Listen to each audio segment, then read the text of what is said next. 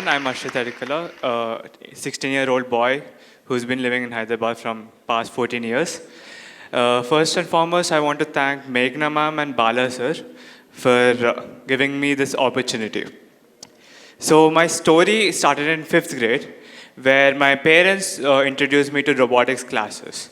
So I was really impressed upon building a robot, so it actually moves when I give it a command.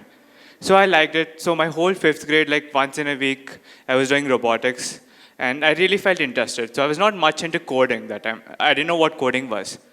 But in my 6th grade, as my mom and dad were software engineers, I knew what coding was. And I really fell in love with coding too. And in my 6th grade itself, after seeing my sister, who was in Fiji, it's a college for ITGE, I joined Fiji in 6th grade. And that gave me a peer group for studying and the motivation for studying as well. So 6th and 7th, there's nothing much of ITG as well. It was normal CBSE school, even though it was Fiji. And my actual story of really starting to study or doing robotics seriously was in the 7th ending. So in the 7th ending, they were selecting 30 students out of 400 or 500 for a new campus. So they called it the Fiji Madhapur. So there you had to study. So I studied for 15 days totally, and luckily I got into it. So after I came to Fiji Madhapur in 8th, I saw many people much smarter than me. Few people, I was in the average range. So I was okay, I don't think I can do IIT. So let's do robotics more.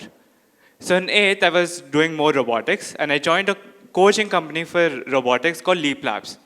So luckily, they were conducting a competition in South Korea called International Youth Robotics Olympiad. So, and they were selecting people. Luckily, I got into it, and I was in the senior category as I was in 8th grade. And rest everyone were elder to me. Nora was so good at robotics, so to be the best, I was in the last position of my team. It was a team of 5. We went to South Korea, we did the project, and we got 2nd place. In South Korea, I looked at a lot of people whose project were better than us, but the only difference was presentation. And I always wanted to know more about robotics, and one thing what my parents taught me is observe. So I used to go and observe every project for 15 to 20 minutes. And I learned a lot. I had a notebook beside me. I noted everything. Oh, could we even think like this? As a ma'am told, learn how to think. People think that they're thinking, but they're not. They're listening. So I try to think. So I was thinking, how did they think about this project? And eventually, after I came back from South Korea to Hyderabad, I was thinking, I liked it. This is a good opportunity. I need to go to another competition. So next was IIT Kharagpur competition. It's a Young Innovators Program competition. It was out of 3,000 people. And I was sure that I wouldn't get selected. So me and my friends, 2 friends, we applied for IIT Kharagpur for a competition, and luckily, we did get selected for the first round. It was a screening test. Out of 2,500 were selected. It was a 1/4 probability that many people would get selected. Okay, fine. And then it was the first level. The project was about alcohol sensors embedded in a car. So whenever you're going to drive, you have to blow through the alcohol sensor. But if you're drunk, so that if the alcohol sensor senses that you're drunk, you cannot drive the car. So it's basically for your safety. And this idea was liked by few people, and they actually did support, and most of my classmates, they did demotivate us. It's who would even use this? This is senseless. No one is going to keep it in a car. You think you can go to Audi and make them keep this in Audi car? I was okay, fine. Why do you even listen? So just don't get demotivated if someone demotivates you. Try to learn the good things from others and ignore the bad things from them. So that's what my parents have told me from past 3-4 years. Learn the good thing from others and ignore the bad thing from them. So luckily, I got selected to the first level as well. Out of the 500, they have selected 100 people. Okay, well and good. So it was the 2nd level. So in the 2nd level, I was sure that my project was not as good as the others. So others' projects were better. But the only difference, again, was presentation. Our presentation was much better than the others. We got selected to top 35, came to the semifinals, and we did lose. So that was a huge stepping stone for me for robotics projects. So after I've done my IIT Kharagpur projects, my JEE interest has come down drastically. So I was not interested for IIT JEE anymore. So what I've just done is just followed my classes, and I've done robotics on my own, and I started coding also. Not that much, not a high level coding, but small programs for robotics. Then it was my ninth grade. Everything started going well, but COVID came. So in COVID, I wasn't able to concentrate in my classes. So I just started looking at motivational videos every single day for 30 days. And that actually helped me. So it was written in an internet article that if you're able to do it for 21 days, you can do it forever. So I watched motivational videos for like 30 days, 40 days. To be precise, I have done it for like 42 days. And it actually did help me come back to my online classes. And all the people in the online classes who have studied really hard, but when they came to 11, they felt like, I'm done with JEE. How many years should I do JEE? I've been doing for like 4 years already.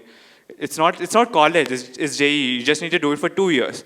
So one good thing, what I felt is, if you do something for too long, you're going to get bored and you're going to give up. So try to have multiple targets, multiple interests.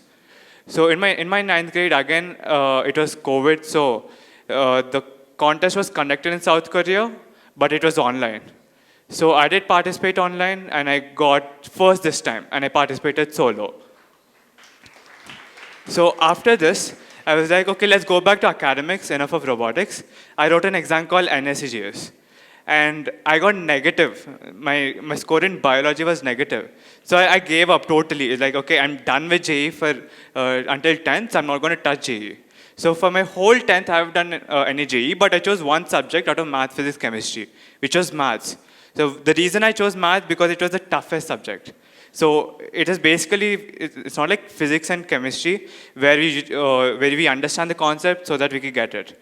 So math requires a lot of mental calculations, stability of your mind, how your mind works. And you're going to get that before your 10th grade. So in my 10th grade, I have cleared few small math Olympiads.